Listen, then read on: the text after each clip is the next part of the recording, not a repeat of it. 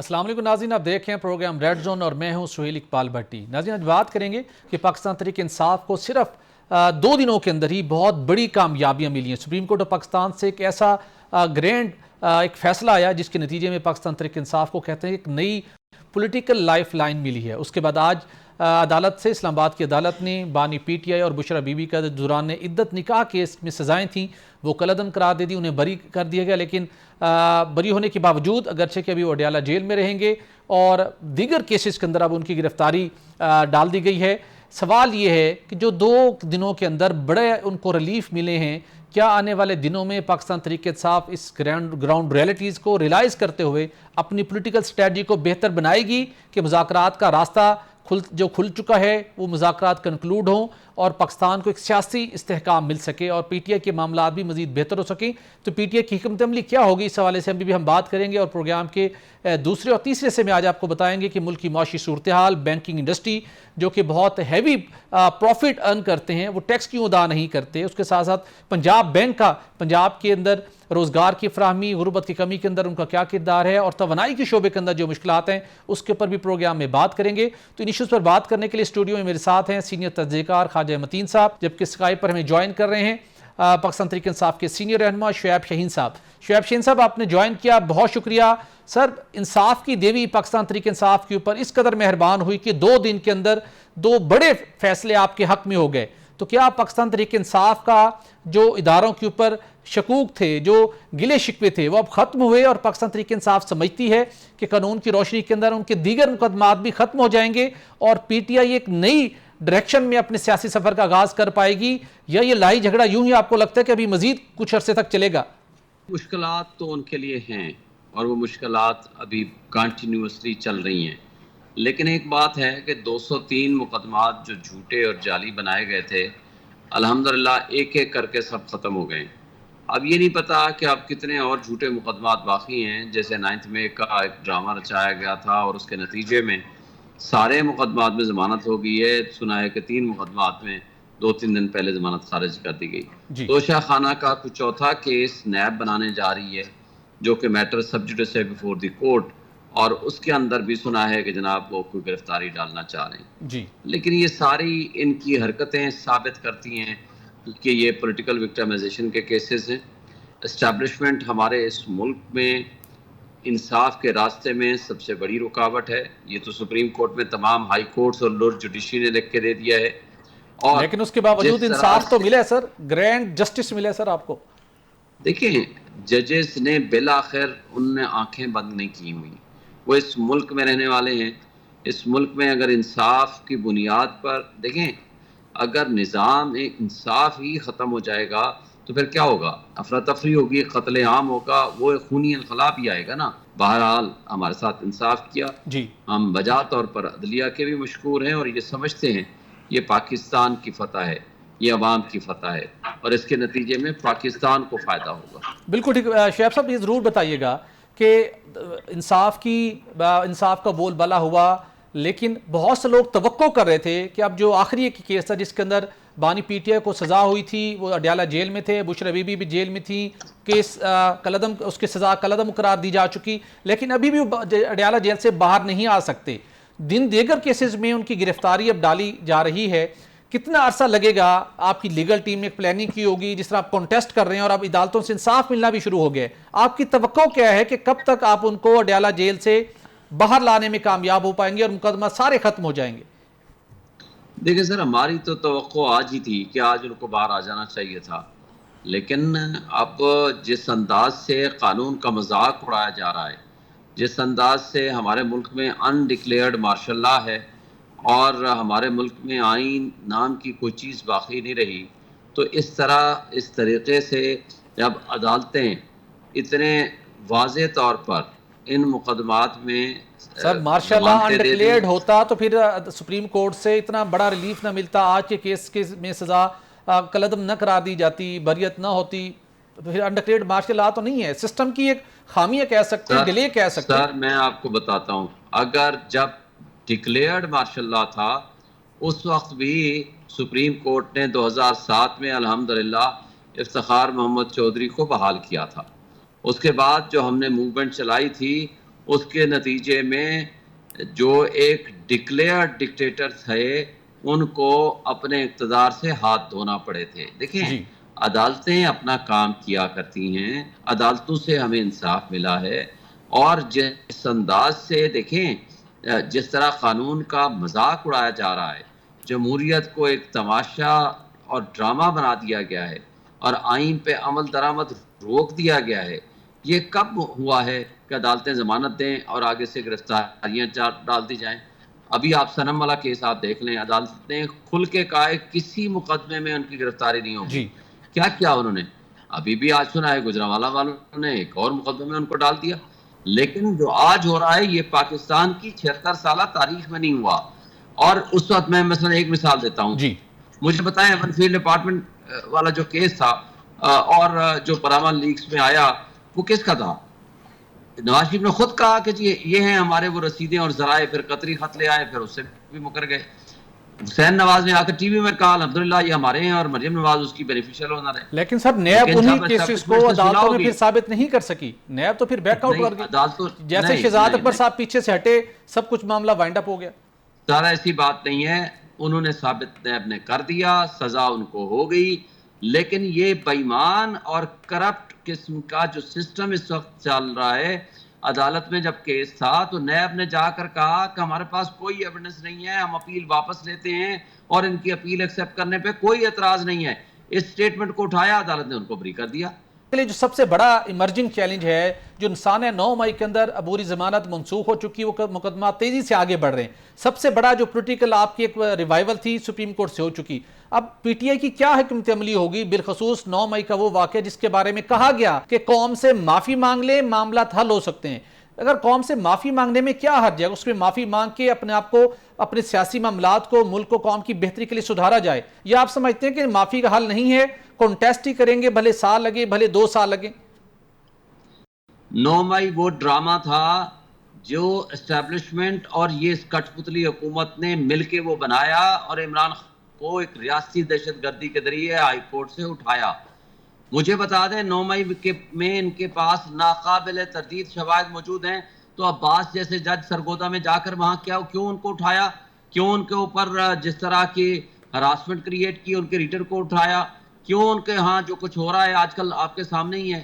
9 مئی کو اسلام آباد high court سے جس طرح ان کو اٹھایا گیا, جس طرح پرتشدد کاروائیاں کرائی گئیں, اور اس کے نتیجے میں آج تک ہمارا ایک ہی مطالبہ ہے, ہماری پٹیشن پینڈنگ ہے سپریم کورٹ میں. جی ہم نے کہا ہے جوڈیشل کمیشن بنائیں, کیوں نہیں بناتے؟ جی جو بندہ اس میں قصوروار ہے ان کو سامنے لائیں. نہیں شعیب شہید صاحب, جو اس دن 9 مئی کو جو آپ کے لوگوں کی ویڈیوز آئی ہیں جو کال دے رہے ہیں کہ گورنر ہاؤس پہنچے ہیں, ادھر جو جناح ہاؤس ہے وہاں پہنچ کے احتجاج کریں, وہ ساری چیزیں تو سامنے ہیں. کیا یہ سارا آپ کے لوگوں کو بھی حکمرانوں نے اور اسٹیبلشمنٹ کے لوگوں نے ورگلایا تھا سر؟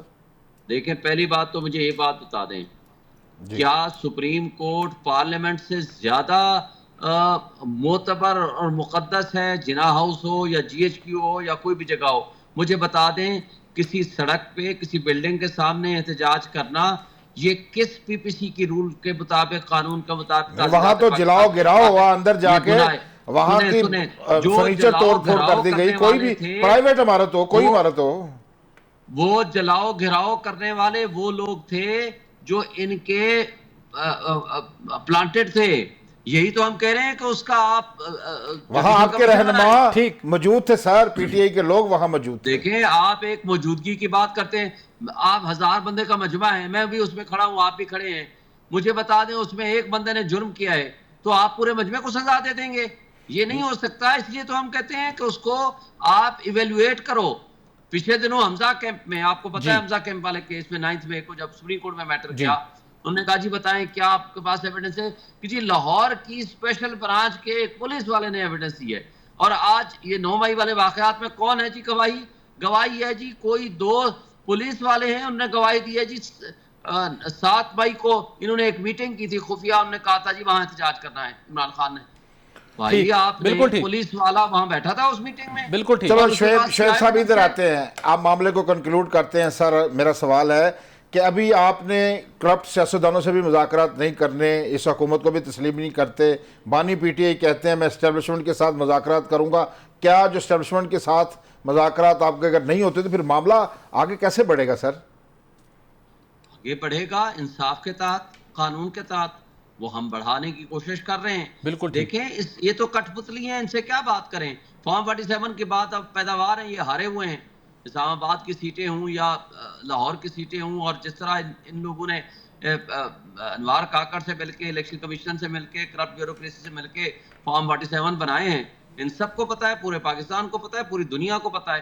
لیکن مجھے آپ بتا دیں، جب افغانستان اور امریکہ کے درمیان لڑائی تھی تو کن دو طاقتوں کے درمیان بیٹھ کے مذاکرات ہوئے؟ جو اصل طاقتیں ہوتی ہیں ان کے درمیان ہوا کرتے تو ہیں. پھر آپ کا اسٹیبلشمنٹ کے ساتھ مذاکرات کے لیے کوئی اہتمام کروایا جائے سر؟ چاہتے ہیں کہ آپ آئین کے تابع ہیں، آپ آئین پہ عمل درآمد کریں، بالکل آپ ٹھیک. اپنی بیرکوں میں واپس جائیں، آپ اپنے سرحدوں کی حفاظت کریں. آپ کا کام پالیٹکس کرنا نہیں ہے. بالکل ٹھیک. آپ اگر کر رہے ہیں تو دیٹ از رانگ. بالکل ٹھیک. شعیب شہین وہ صاحب جس دن پیچھے ہٹ جائیں گے، یہ کٹ پتلیوں کی جرات ہی نہیں ہے کہ ایک دن بھی سٹینڈ کر پائیں. بالکل ٹھیک. شعیب شہین صاحب آپ نے وقت دیا، بہت شکریہ، اور آپ نے واضح کیا کہ پاکستان تحریک انصاف اپنے موقف پر قائم ہے کہ مذاکرات ہوں گے تو اسٹیبلشمنٹ کے ساتھ ہی ہوں گے، اور کسی اور کے ساتھ، سیاستدانوں کے ساتھ ہم بات کرنے کے لیے تیار نہیں. خیر صاحب، آپ سے میں کنکلوڈنگ ریمارکس دینا چاہوں گا.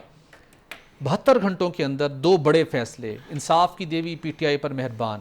کیا پی ٹی آئی کی مشکلات آہستہ آہستہ ختم ہونے جا رہی ہیں اور یہ مقدمات بلا وجہ ختم ہو رہے ہیں، یا صرف جس طرح شعیب شہین صاحب نشاندہی کر رہے تھے کہ نہیں یہ قانون اور انصاف کا بول بالا ہوا ہے اور اس لیے معاملات بہتر ہو رہے ہیں؟ آپ کیا دیکھتے ہیں اس ساری ڈیولپمنٹ کو، کس نگاہ سے؟ بٹی صاحب، ابھی تو یہ جو پی ٹی آئی والے ابھی خوشیاں منا رہے ہیں، کل انہوں نے مٹھائیاں بھی کھا لی تھی. میرا ماننا یہ ہے کہ ابھی عشق کے امتحان اور بھی ہیں. یہ معاملہ اتنی آسانی سے سلجھنے والا نہیں. اور دوسری بات، جو مقدمات ختم ہو رہے ہیں، آپ پاکستان کی ہسٹری کو اٹھا کر دیکھ لیں بٹی صاحب. یہاں جو مقدمات بنتے ہیں وہ بلا جواز نہیں بنتے. ٹھیک. ان کی کچھ نہ کچھ وجوہات ہوتی ہیں جن کی بنیاد پر مقدمات بنائے جاتے ہیں. درست ہے، یہ غلط ہے، یہ الگ بات ہے. یہ ایک بحث لیدہ ہے کہ وہ کیوں آپ نے جرم کوئی اور کیا، مقدمہ کوئی اور بن گیا. لیکن وہ مقدمات کی کچھ نہ کچھ بنیادی وجوہات ہوتی ہیں، کچھ رویے ہوتے ہیں، کچھ وجہ کے بغیر نہیں بنتے. لیکن ایک اور بھی بات بتا دوں آپ کو بٹی صاحب، جب مقدمات ختم ہوتے ہیں تو اس کی بھی کوئی وجہ ہوتی ہے کہ پاکستان تحریک انصاف کی جو مشکلات ہیں، کیا آنے والے دنوں میں وہ بھی تیزی کے ساتھ کم ہوں گی، یا بانی پی ٹی آئی کے جو معاملات ہیں، جو ان کے کیسز ہیں، ان کے لیے وہ مزید بے پناہ مشکلات کا کیا وہ باعث بن سکتے ہیں؟ یہ معاملہ آخر کس طرح نمٹے گا، اس کے اوپر آنے والے دنوں پر گفتگو کا سلسلہ جاری رکھیں گے. ناظرین، یہاں پر ایک بریک لیں گے اور بریک کے بعد بات کریں گے کہ پاکستان کی معاشی صورتحال، پاکستان کا بینکنگ سیکٹر اور پاکستان کے توانائی کے شعبے کے اندر جو مسائل ہیں ان سے نمٹنے کے لیے کیا اقدامات کیے گئے اور ان کے اب تک کیا ثمرات ملے ہیں، اس کے اوپر بات کریں گے. بریک کے بعد ہمیں جوائن کریں گے صدر بینک آف پنجاب ظفر مسعود صاحب. یہاں پر بریک لیں گے، stay with us. Welcome back ناظرین. ملک کی معاشی صورتحال، بینکنگ انڈسٹری اور توانائی کے شعبے کے اوپر بات کرنے کے لیے ہم ایک ایسی ممتاز شخصیت جوائن کر رہی ہیں جنہوں نے 22 مئی 2020 کو کراچی طیارے حادثے میں ایک نئی زندگی حاصل کی تھی. آپ یقینی طور کے اوپر یہ نام جان چکے ہوں گے.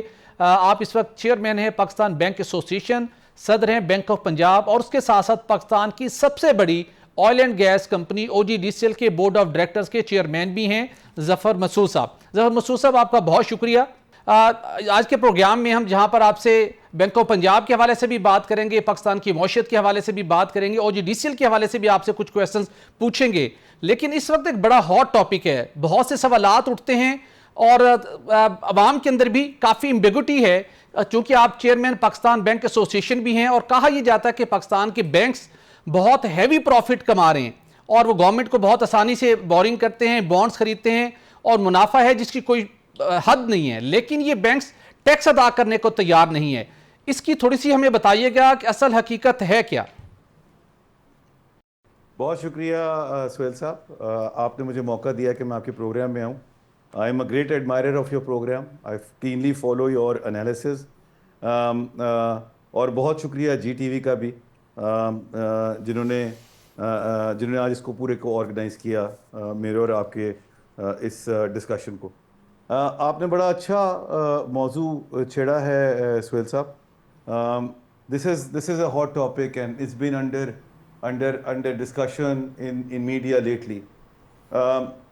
ایک تو میں پہلے کلیریفائی کر دوں سہیل بھائی کہ the fact of the matter یہ ہے کہ لاسٹ ایئر بھی بینکوں نے 650 بلین روپے کا ٹیکس دیا تھا. 650 ارب 600 بلین روپے کا ٹیکس پوری انڈسٹری نے کیومولیٹیولی دیا تھا. اور بینکس جو ہیں ان پہ جو ٹیکس کا ریٹ ہے وہ پاکستان میں ہائیسٹ ہے for any industry. And in the region بھی اگر ہم بینکنگ انڈسٹری کو دیکھتے ہیں تو اس میں بھی ہائیسٹ ریٹ جو ہے وہ پاکستان بینکنگ انڈسٹری کا ہے. So these facts very much exist. جو یہ پورا ڈسکشن شروع ہوا تھا اباؤٹ دا ٹیکسیشن کے بارے میں وہ تھا ایسٹ ڈپازٹ ریشو کے اوپر جو ٹیکسیشن تھا. دیکھیے ہمیں کوئی اعتراض نہیں ہے اپنی انکم پہ ٹیکس دینے پہ, جس طرح میں نے آپ کو بتایا کہ ہم نے پچھلے سال بھی 650 بلین ٹیکس دیا تھا اور اس سال بھی انشاءاللہ تعالیٰ اس سے زیادہ ٹیکس دیں گے. اور ہم ہمیشہ کمیٹڈ رہتے ہیں کہ نہ صرف ہم خود اپنی انکم میں سے ٹیکس دیں مگر ہمارے امپلائیز بھی جو ہیں ان کی سیلریز میں سے بھی ہم جینونلی کنٹریبیوٹ کریں without cutting any corners possible in the towards the exchequer. Plus as a collection agency ہم اپنے کسٹمر سے بھی ٹیکس کلیکٹ کرتے ہیں اور وہ ایکسچیکر میں جمع کراتے ہیں. یہ سب کچھ ہم فری آف کاسٹ کرتے ہیں. یہ ساری ہماری ذمہ داریاں آتی ہیں. آپ خود سوچ سکتے ہیں کہ کتنا بڑا کنٹریبیوشن ہے بینکوں کا ان دا ٹیکسیشن پیس. جی بالکل. مگر جب اے ڈی آر کے ٹیکسیشن کی بات آتی ہے تو ہمارا یہ خیال ہے کہ غالباً وہ تھوڑا سا انجسٹیفائڈ ہے کیونکہ وہ انکم پہ ٹیکس نہیں ہے, وہ بیلنس شیٹ کے اوپر ٹیکس ہے. ٹھیک. اور جب آپ بیلنس شیٹ پہ ٹیکس لگانے کے لیے جاتے ہیں تو یہ پاسبل ہے کہ بینکس جو ہیں وہ پیسے نہ بنا رہے ہوں لیکن اس کے باوجود بھی وہ لاس کر رہے ہوں اور اس کے باوجود بھی ان کو ٹیکس دینا پڑے. تو ہم یہ سمجھتے ہیں کہ آپ انکم پہ ہم سے ضرور ٹیکس لیجئے, ہم کنٹریبیوٹ کرنے کو تیار ہیں, لیکن ساتھ ساتھ یہ بھی ضرور خیال رکھیے کہ کوئی آپ ایسی ٹیکسیشن نہ کریں کہ جو ہمارے لیے انجسٹیفائڈ ہو. لیکن ظفر صاحب میں یہاں پہ آپ کو انٹرپٹ کروں گا. یہاں پہ ایک بڑا ڈیفرنٹ پرسیپشن ہے میڈیا میں بھی اور جنرل پبلک میں بھی کہ ڈبل ڈیجٹ کے اندر انٹرسٹ ریٹ ہے, بینکس کے لیے بہت اچھی لوکریٹو آپشن ہے کہ گورنمنٹ ان سے بڑی ہیوی بورنگ کرتی ہے, بیٹھے بٹھائے بہت خطیر ان کو پروفٹ مل جاتا ہے. جبکہ جو بینکنگ انڈسٹری کا کسی بھی ملک کی معاشی ترقی کے اندر پرائیویٹ سیکٹر کو سپورٹ کرنے کا رول ہونا چاہیے, وہ کہتے ہیں وہ لیگ کرتا ہے اور پرائیویٹ سیکٹر کو ڈیفرنٹ بینکس ڈسکریج کرتے ہیں. اس میں حقیقت کیا ہے؟ جی دیکھیے اس میں 2-3 عوامل ہیں سہیل بھائی, اور انٹرسٹنگلی وہیں سے آپ نے تھریڈ کو پکڑا ہے جہاں میں نے چھوڑا تھا جی کہ جب فسکل ڈیفیسٹ ہوتا ہے تو اس کی وجہ سے گورنمنٹ کی بورنگ کی ریکوائرمنٹ بڑھ جاتی ہے, اور گورنمنٹ کی بورنگ کی ریکوائرمنٹ جب بڑھتی ہے تو پھر آپ کے انٹرسٹ ریٹ بھی نیچے نہیں آ پاتے ہیں بیکاز یہ سب چیزیں انٹر لنکڈ ہیں. Okay. Now having said that, اور اس کا ریپرکشنز یہ ہوتے ہیں کہ جو پرائیویٹ سیکٹر ہے اس کے لیے بورنگ جو ہے وہ فیزیبل نہیں رہتی. تو یہ صرف میرلی اس وجہ سے نہیں ہو رہا کہ ہم لوگ جو ہے وہ گورنمنٹ کو پیسے دے رہے ہیں, یہ اس وجہ سے بھی ہو رہا ہے کہ بورنگ جو ہے وہ فیزیبل نہیں ہے for the private sector at this rate, at this point in time. Therefore, the takers are less in comparison to what there in the past. میں آپ کو ایک اور نمبر شیئر کر لوں سہیل بھائی, جہاں پر 92% آف دا گورنمنٹ کی فسکل ڈیفیسٹ کی فائنینسنگ جو ہے وہ بینکس کرتے ہیں, صرف 8% کی فائنینسنگ دوسرے سورسز سے آتی ہے. Right. Now that 92% that we talk about, وہ 92% جو ہے, اگر آپ یہ ازیوم کر لیجئے 2 منٹ کے لیے کہ اگر بینکس جو ہیں وہ یہ ڈیسائیڈ کر لیں کہ ہم نے گورنمنٹ کو پیسے نہیں دینے کل کو, جی, تو کتنا بڑا کرائسس جو ہے وہ ملک میں آئے گا اور کتنا بڑا ایک مصیبت کریٹ ہو جائے گی for private sector as well as public sector alike, اور پھر ڈیفالٹ شروع ہو جائیں گے. تو یہ in a way it's a no choice situation. ہم تو چاہتے ہیں کہ ہم پرائیویٹ سیکٹر کو لینڈ کریں, ہماری یہ خواہش ہے کہ ہم پرائیویٹ سیکٹر کو لینڈ کریں کیونکہ پرائیویٹ سیکٹر میں ہمارا مارجن جو ہے وہ ہمیشہ بہتر ہوتا ہے in comparison to public sector. بالکل ٹھیک. ظفر صاحب یہ بتائیں کہ ابھی جو ہم ملک کی معیشت کی جہاں تک بات کی جاتی ہے اور روپے کی قدر کے حوالے سے کہا جاتا ہے کہ ہم ویسے تو بینکرپٹ ہو چکے ہیں لیکن عارضی کو ارینجمنٹ کیے گئے ہیں. آپ اپنے تجربے کی روشنی میں بتائیے کہ اس وقت ملک کی معیشت کہاں کھڑی ہے اور کیا روپے کی قدر میں بہتری کے کتنے امکانات موجود ہیں آنے والے دنوں میں؟ بہت شکریہ غازی صاحب, بڑا اچھا سوال پوچھا آپ نے. دیکھیے ایک تو بات یہ ہے کہ کوئی بینکرپسی وغیرہ کا خطرہ نہیں ہے. ہم محیث القوم جو ہے نا ذرا زیادہ کرٹیکل رہتے ہیں اپنے بارے میں. جی بالکل. ہمیں ذرا تھوڑا آبجیکٹیولی چیزوں کو دیکھنا چاہیے. ہم ذرا زیادہ ہم اپنے ساتھ بھی بڑے ہارش ہیں اور اپنے ملک کے ساتھ بھی بڑے ہارش ہو جاتے ہیں ایٹ ٹائمز, انفارچونیٹلی. اور میں کیوں کہہ رہا ہوں کہ اس کا ڈر نہیں ہے, بیکاز آج ہی صبح ایک تو میں آپ کے توسط سے پوری قوم کو ایک مبارکباد دینا چاہتا ہوں کہ آج صبح ہی ہمارا جو ہے وہ IMF کا اگریمنٹ ہو گیا ہے اگلا. Obviously it's a starting point for a very long and and difficult journey for implementation of these difficult decisions, but for the revival and growth of the economy as well.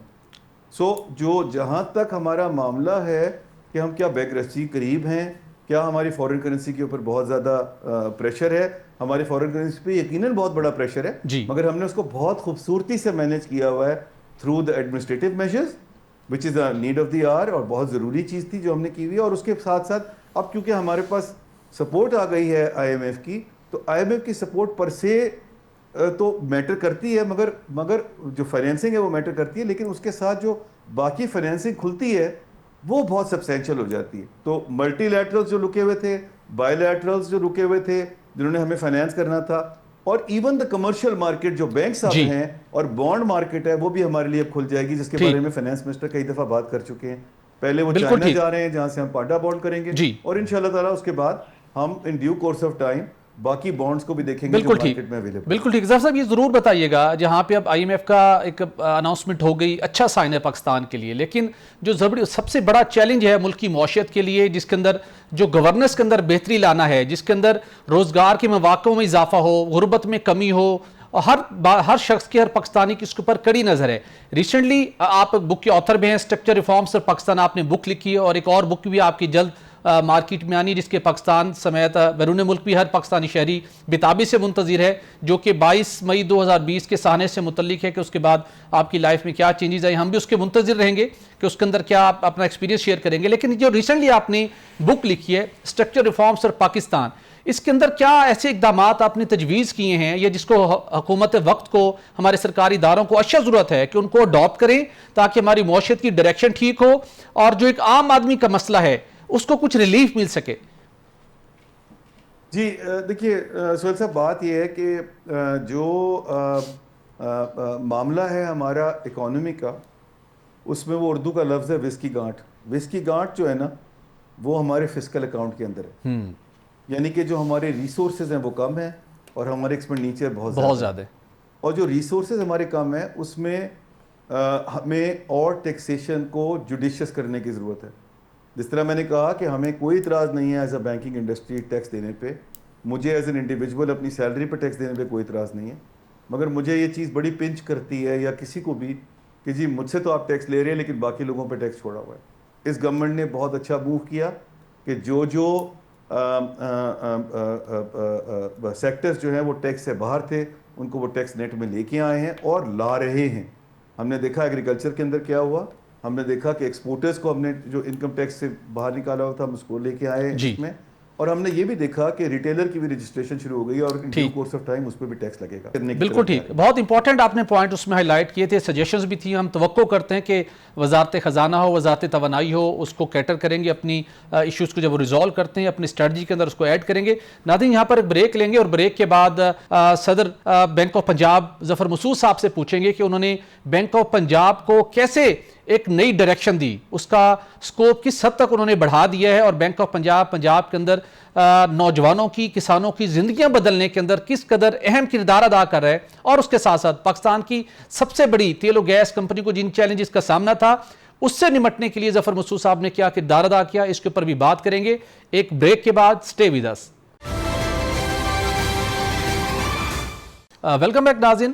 ظفر صاحب, اللہ تعالیٰ نے آپ کو ایک نئی زندگی عطا کی, اس کے بعد آپ نے اپنی زندگی کے اندر اداروں کو بہتر کرنے کے حوالے سے جو اللہ نے آپ کو صلاحیتیں دی تھیں آپ نے ان کو امپلیمنٹ کیا. آپ تھوڑا سا ہمیں بتائیے گا کہ بینک آف پنجاب جب آپ نے ذمہ داری سنبھالی اس وقت اس کا جو سکیل تھا وہ کہاں پر تھا, اب وہ اس کے اندر کیا کیا آپ نے انوویشن لے کے آئی, بالخصوص ڈیجیٹائزیشن کو آپ نے ہمیشہ بہت سپورٹ کیا ہے, اور بینک آف پنجاب کے اندر آپ نے اس کو امپلیمنٹ کرنے کی کوشش بھی کی.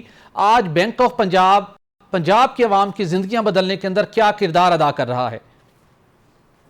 جی بہت شکریہ سہیل صاحب. یہ بینک آف پنجاب جی جب میں نے ٹیک اوور کیا ان اپریل 2022 میں تو اس وقت گروتھ موڈ میں آ چکا تھا, اس کی بیلنس شیٹ کی اسٹیبلٹی آ چکی تھی, اور اس وقت جو ہیں اس کی 660 کے قریب برانچز تھیں, اور 2025 میں ہم 1000 برانچز کراس کر جائیں گے انشاءاللہ تعالی.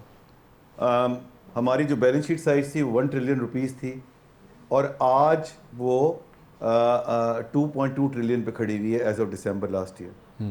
تو بہت فنومنل گروتھ آئی ہے in Bank of Punjab operations, اور ہماری جو پریزنس ہے وہ بہت بڑی ہے اکراس پاکستان. سر سنا کہ مڈل ایسٹ بھی پہنچ رہے ہیں, Bank of Punjab middle east بھی پہنچ رہے ہیں. جی ہم نے اپلیکیشن ڈال دی ہے Sohail sahab to State Bank of Pakistan to open the operations in Dubai and in Bahrain to begin with. اور بحرین کی مارکیٹ بڑی ضروری مارکیٹ ہے کیونکہ وہ آپ کو پتہ ہے اس کی پراکسیمٹی ہے سعودی عربیہ سے. Saudi Arabia is opening up, it's a big opportunity across the world and we want to capitalize on that opportunity through Bahrain office. تو ان شاء اللہ تعالیٰ اب جو اگلا اسٹیپ ہے وہ یہ ہے کہ اس سال کے آخر میں, اگلے سال کے شروع میں ہم انٹرنیشنل بھی چلے جائیں گے. تو یہ بہت میجر اسٹرائڈس ہیں جو ہم نے اچیو کیے ہیں اس بینک آف. یہ تو آپ نے بتایا نا کارکردگی کے حوالے سے. یہ بتائیں کہ جو پنجاب بینک ہے سر ظفر صاحب, وہ کسانوں, نوجوانوں اور یہ جو فلاحی جو منصوبے ہیں اس پر کس حد تک کام کر رہا ہے, اس حوالے سے ذرا بتائیے. جی بہت شکریہ آپ نے اس کی اپرچونٹی دی. دیکھیے اس میں ہم لوگ جب میں نے ٹیک اوور کیا ہے تو اس وقت تک ہم لوگ اتنا زیادہ ایگریکلچر اور ایس ایم ای بزنس میں ایکٹیو نہیں تھے, نہ ٹیکنالوجی سائٹ پہ تھے. اس وقت لاسٹ 2 سال میں ایس ایم ای میں وی آر نمبر 1 بینک, اور ہمیں تمام ایوارڈ ملے ہیں لوکل اور international in the last 2 years related to S M E.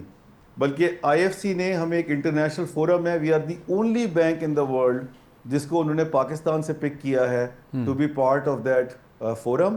And اس کی ایک کانفرنس بھی ہو رہی ہے جس میں میں یا میرے کوئی کولیگ جو ہے ضرور پارٹیسپیٹ کریں گے پاکستان کی طرف سے ان سپٹمبر.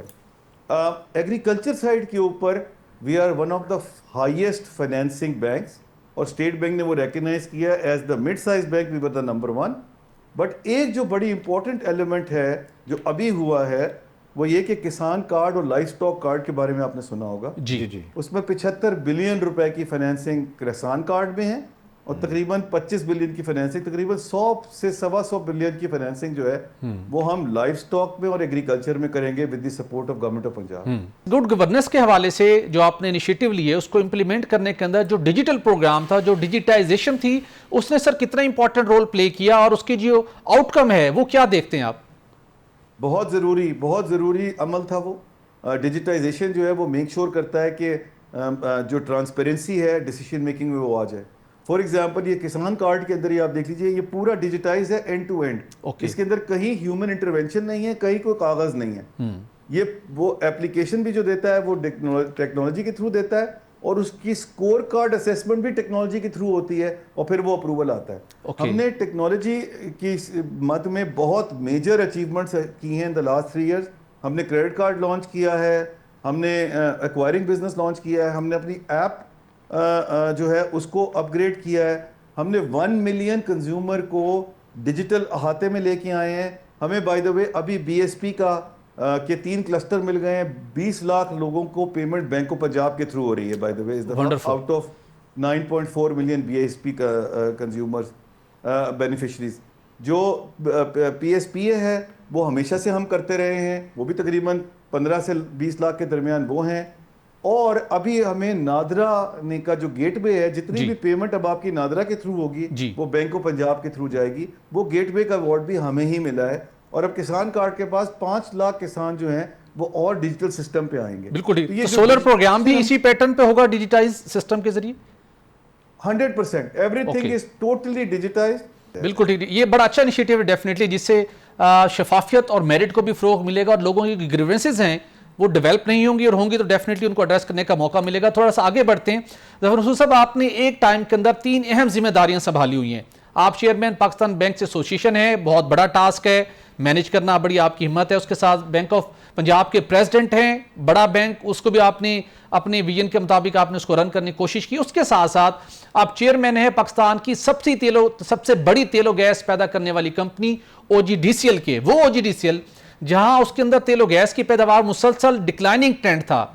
اب اطلاعات یہ آ رہی ہیں کہ کچھ آپ نے کوئی اسٹریٹجی بنائی, کوئی بورڈ نے پالیسی دی, اپنا ویژن دیا, تو اس کو صورتحال کچھ قدرے بہتر ہوئی ہے. آپ نے کیا پالیسی دی, اور او جی ڈی سی ایل کے پالیسی کے لحاظ سے معاملات کو بہتر چلانے کے حوالے سے ماضی کے چیئرمینوں کے مقابلے میں آپ نے کیا ڈیفرنٹ اسٹریٹجی اڈاپٹ کی کہ وہاں پر بھی آپ کو کچھ بہتری لانے کا موقع مل سکا؟ جی سہیل صاحب, دیکھیے ایک تو بڑا امپورٹنٹ امر یہ ہے جس طرح میں نے آپ بینک آف پنجاب میں کہا کہ ایک روبس گورننس سسٹم ہونا چاہیے اور اس میں ٹرانسپیرنسی ہونا چاہیے, سب کو بلیف ہونا چاہیے اس کے اوپر. تو مجھے اب 3 سال ہو گئے ہیں, 3 سال سے اوپر ہو گئے ہیں او جی ڈی سی کا چیئرمین بنے ہوئے, اور میں نے ڈے 1 پہ یہ کوشش کی کہ جو پوری پالیسیز اینڈ پروسیجرز ہے اور جو گورننس سسٹم ہے اس پہ ٹرانسپیرنسی رہے اور اس کے اوپر کوئی انگلی نہ اٹھا سکے کہ اس کے اندر کوئی گیپس آئیں. اور آپ نے 3 سال میں دیکھا ہوگا سہیل صاحب, آپ تو ماسٹر ہیں آئل اینڈ گیس سیکٹر کے, آپ نے بہت کرٹیکلی ریویو بھی کیا ہے, آپ نے کئی دفعہ جو کچھ کوتاہیاں تھیں اس پہ آپ نے پوائنٹ آؤٹ بھی مجھے کیا, جس کو میں نے پھر ایڈریس کرنے کی کوشش کی ہے. میں اس پہ بہت شکر گزار ہوں آپ کا کہ آپ نے ہمیشہ ہماری رہنمائی کی ہے اور ہمیں بتایا کہ کہاں کہاں چیزیں بہتر ہو سکتی ہیں. مگر آپ بائی اینڈ لارج دیکھیں گے تو گورننس کا پورا جو اسٹرکچر ہے نا, اس میں آپ کو شکایتیں نہیں ملیں گی یا کم شکایتیں ملیں گی کہ یہاں یہ میرٹ پہ کے ساتھ کام نہیں ہوا, یہاں پر یہ. پہلے آپ کو پتا ہے کہ امپلائیز کی گریوینسز بھی بہت زیادہ ہوتی تھی, جی بالکل, اور بہت زیادہ گریوینسز ہوتی تھی وینڈرز کی بھی. جی آپ کو وہ دونوں نہیں ملیں گی بیکاز یہ میڈ شور کہ اس کے اندر پوری ٹرانسپیرنسی ہو اور اس کے اندر انوالومنٹ جو ہے وہ انسانوں کا کم سے کم ہو اور وہ پورا اپنے پروسیس کے تھرو چلے جس طرح اس کو چلنا چاہیے. آپ نے سر چیئرمین سیکریٹریٹ کیوں ختم کر دیا O G D C L headquarter سے؟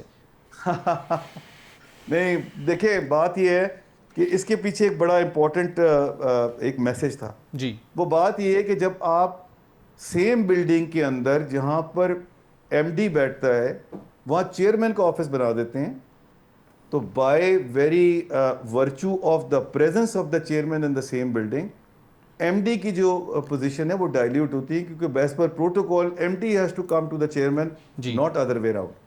تو لہٰذا آپ ایک میسج یہ جاتا ہے پوری آفس کے اندر کہ there is somebody who is step ahead of the C E O who is sitting in the office and perhaps that is the centre of power, not the C E O. So ایک تو میں وہ message کو بالکل ختم کرنا چاہتا تھا اور سیدھا کرنا چاہتا تھا. گڈ, یہ ضرور ایڈ کیجیے گا اس کے ساتھ, او جی ڈی سی ایل کی آئل اینڈ گیس کی پروڈکشن کچھ سالوں میں ڈکلائننگ ٹرینڈ کی طرف تھی اور کوئی فردر ایڈیشن نہیں ہو پا رہی تھی, جو کہ ڈپلیشن کا ٹرینڈ تھا. آپ نے انڈیجنائزیشن کی ایک ویژن دیا, پالیسی دی. M D O G D C L Ahmed یاد لق صاحب نے اس پالیسی کو امپلیمنٹ کرنے کے حوالے سے اوور آل کمپنی کے معاملات کو کس طریقے سے رن کیا, ان کی پرفارمنس کو اور کمپنی کا جو پالیسی کا آؤٹ پٹ تھا اس کو کس نگاہ سے دیکھتے ہیں آپ, اور اس کے کیا ریزلٹس رہے؟ دیکھیے, احمد حیات لق صاحب جو ہے نا, ان کے آنے کے بعد سے بہت مٹیریل فرق آیا. تقریباً 1.5 سال سے وہاں پر ہیں, اور آپ نے یہ دیکھا ہے کہ یہ جو ٹرینڈ ہے یہ ٹرن ہوا ہے 1.5 سال میں ہی پورا کا پورا, بیکاز یہ جو پورا ایفرٹ تھی of optimization of our existing fields, جو ایفرٹ تھی آف انکریزنگ آر پروڈکشن, وہ ساری کی ساری اسپیئر ہیڈ کی ہیں احمد حیات لق صاحب نے خود, اور اس کو وہ آگے لے کے چلیں. ہم نے صرف پیچھے کھڑے ہو کے ان کی ہیلپ کی ہے, ان کو سپورٹ کیا ہے, اور ان کو ہر جگہ پہ ہم نے گائیڈنس دی ہے جہاں جہاں انہوں نے ہم سے گائیڈنس مانگی ہے کہ کس طرح یہ سب چیزیں بہتر ہو سکتی ہیں, اور اس کا رزلٹ آپ کے سامنے آ رہا ہے.